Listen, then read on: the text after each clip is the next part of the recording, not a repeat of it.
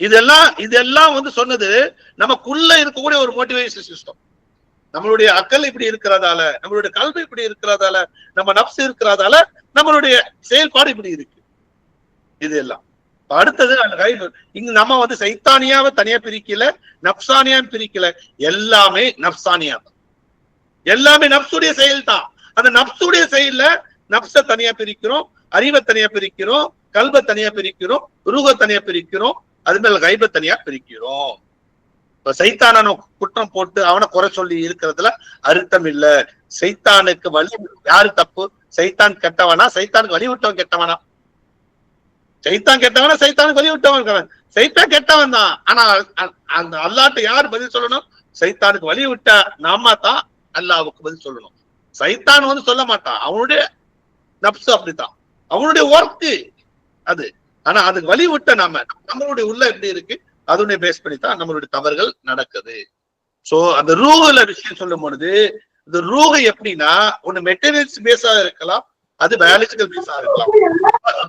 ரூஹானியால பார்க்கும் பொழுது இறைவனோட கனெக்ட் பண்ணிட்டு இருக்கோம். மெட்டீரியலிஸ்டிக்ஸ்னா அது எப்படி ரூஹானியால பார்க்கலாம்.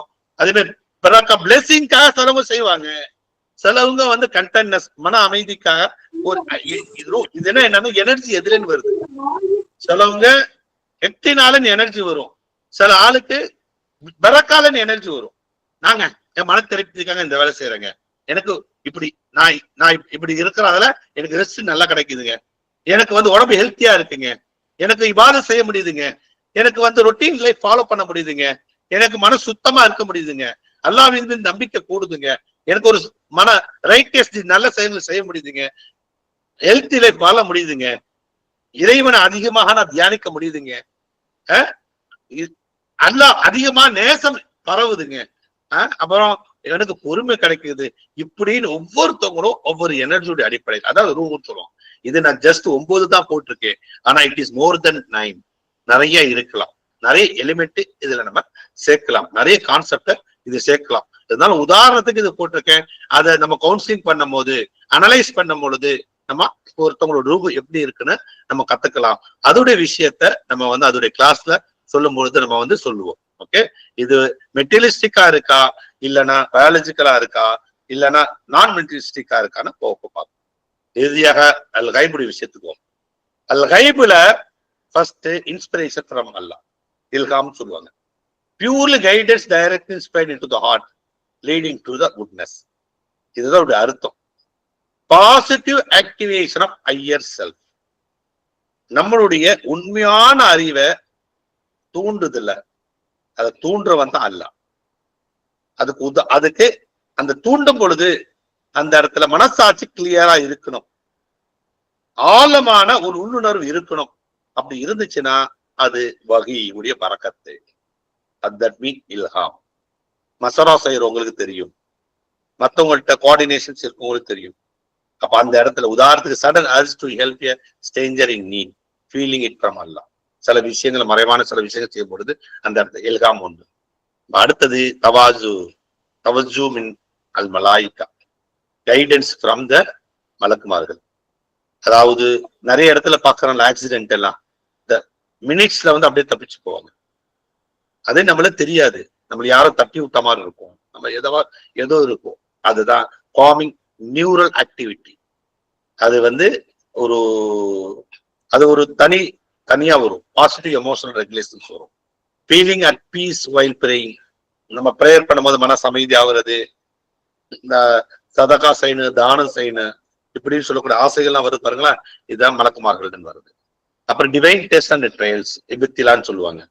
இது வந்து நம்மளுடைய பாடி சிஸ்டத்துல உள்ள கோளாறால வரும், நம்ம நம்பிக்கையுடைய கோளாறால வரும், ரூவுடைய கோளாறால வரும், எல்லாத்துடைய கோளாறால வரும். இது ஒரு மறைவான விஷயம். இதுக்கு சொல்றல, என்னங்க என்னை அதிகமா சோதிக்கிறாங்க, என்னை மட்டும் சோதிக்கிறாங்க, அவங்க எல்லாம் நல்லா இருக்கிறாங்களே அப்படின்னு நினைக்கிறதோ ஒரு வகையால ஒரு இன்ஃபுளுன்ஸ் தான். அப்ப சைத்தானுடைய இன்ஃபுளுன்ஸ் இவங்க டைரக்டா நம்மளுடைய எமோஷனல் சிஸ்டத்தை அட்டாக் பண்ணுவாங்க. அது மூலமாக அதை அப்படியே வந்து பாசிட்டிவ் ஆக்குவாங்க. அப்போ இல்ஹாமும் சைத்தானுடைய இன்ஃபுளுன்ஸும் ரெண்டும் ஒரே மாதிரி இருக்கும். ஆனா அது வந்து அறிவு தெளிவா இருக்கும், அதுல குர்ஆன் ஹதீஸுடைய முரண்பாடு இருக்காது, கிளியரான வியூ இருக்கும். அப்படி இருந்துச்சுன்னா அது இல்ஹாமும். ஆனா உள் உணர்வு ரெண்டும் ஒரே மாதிரி தான் இருக்கும். ரெண்டுல இன்ட்யூஷன் இருக்கும், ரெண்டுல இன்ட்யூஷன்ஸ் இருக்கும். ஆனா இதுல பியூரா எமோஷனல் பேஸ்டு நிறைய இருக்கும். அதுதான் நிறைய அதுதான் சைத்தான இடத்துலன்னு நம்ம பாத்துக்கலாம். ஷயாத்தீன் சொல்ற பொழுது paranormal feelings, hallucination feelings, obsessive thought, intrusive thought, reinforcing thought, இது எல்லாம் மனநோய் அதிகமா இருக்கிறவங்களுக்கும் நம்மளுடைய வில் பவர் கம்மியா இருக்கிறவங்களுக்கும், நம்மளுடைய own will power mind power கம்மியா இருந்துச்சுன்னா எக்ஸ்டர்னல் இன்ட்யூஷன் அதிகமா இருக்கும். அதுக்கத்தான் நம்மளோட நிறைய இதுல சொல்லுவாங்க, ஆயுர்வேதால சித்தால நம்மளோட ஆறாவ, நம்மளுடைய சக்கராவ, நம்மளுடைய எனர்ஜி ஓட்டத்தை பர்ஃபெக்டா வச்சுக்கணுமாங்க. அது வீக் ஆகும் போது நமக்கு என்ன, இது எல்லாம் நமக்கு ஒரு ப்ராப்ளத்தை கிரியேட் பண்ணும் அப்படின்னு சொல்லி நார்மலா சொல்லலாம். பட் இதை நம்ம இன்னும் ஆழமா நம்ம சொல்லி கொடுக்கிறோம். அடுத்தது சத்தானிக் டிசப்ஷன்ஸ். இது அனுத்துக்கணும் சொன்னா காக்னிட்டிவ் டிஸ்டார்ஷனு, இல்ல சமூக சோசியல் ப்ரெஷரு, டீசென்சிடைசேஷன், மாரல் அவேர்னஸ், இது எல்லாம் நம்ம பார்க்கலாம் பயாலஜிக்கலா. சோ இது எல்லாம் நமக்கு நுணுக்கமா ஒருத்தவங்களோட பிஹேவியர்ல எந்த விதத்துல தாக்கத்தை ஏற்படுத்திருக்கு, அது எப்படி தாக்கத்தை எடுத்திருக்கு என்பதை நம்ம நுணுக்கமா பார்க்கலாம். சோ இதுதான் இன்னைக்கு நம்ம ஒரு மனிதன் தவறு செய்யறானா, ஒருத்தவங்களுடைய பிஹேவியர்ஸ் இப்படித்தான் இருக்கா, ஒரு ஆள் நல்லவனா இருக்கிறானா, ஒருத்தவங்க கெட்டவனா இருக்கிறானா, அவனுடைய நடத்தைக்கு பின்னால இருக்கக்கூடிய காரணத்தை எல்மெண்ட் ஆஃப் இஸ்லாமிய உலகினுடைய அடிப்படையில நம்ம அழகா இந்த இடத்துல சொல்லியிருக்கோம். அல்ஹம்துலில்லாஹ். ஓரளவு இப்ப 4 பாடம் தான் முடிச்சிருக்கேன், நல்லா புரிஞ்சுங்க. ஜஸ்ட் 4 பாடம் தான் முடிச்சிருக்கேன், இன்னும் 4 பாடம் இருக்கு. ஸோ நான் மொத்த இஸ்லாமிக் சைக்காலஜிய இந்த 8 ஹவர்ஸ்ல கன்சைஸா கொண்டு வந்துட்டேன் நான். இப்ப மீதி 4 பாடம் இது பேசிக்கா சர்டிபிகேஷன் ப்ரோக்ராம். இது தெரிஞ்சிட்டேன்னா நீங்க எந்த லெவல்ல வேணாலும் இஸ்லாமிக் சைக்காலஜி படிக்கலாம். அப்படிதான் நம்ம இது பண்ணிருக்கோம். ஸோ இந்த மாசத்துல 1 மந்த் மாதிரி பிளான் பண்ணியிருந்தோம். ஸோ இல்ல அடுத்த தடவை பண்ணா ஒரு 2 days ப்ரோக்ராம், 4 hours இல்ல 2-3 days ப்ரோக்ராம் மாதிரி நடத்துவோம். ஸோ அடுத்த ஃப்ரீ ப்ரோக்ராம் தான் ஒவ்வொரு டைம் நடத்தும். சில சமயத்துல மினிமம் சார்ஜஸ் இருக்கும். இந்த ப்ரோக்ராம நீங்க கரெக்டா மிஸ் பண்ணாத படிச்சுட்டாலே போதும், உங்களுக்கு ஓரளவு கான்செப்ட் புரிஞ்சிடும். அதுக்கு நீங்க டெவலப் பண்ணலாம். இன்னும் டெவலப் பண்ணனா நம்மகிட்ட டிப்ளமோ லெவலும் மாஸ்டர் டிப்ளமோ லெவல்ல ஜாயின் பண்ணாலே உங்களுக்கு போதும். ஓகே, சோ மீண்டும் நம்ம அடுத்த கிளாஸ் சந்திப்போம். அது ஒரு உங்களோட விடைபெறுவது doctor M Yusuf. Thank you very much. ஜஸாக்கல்லாஹ்.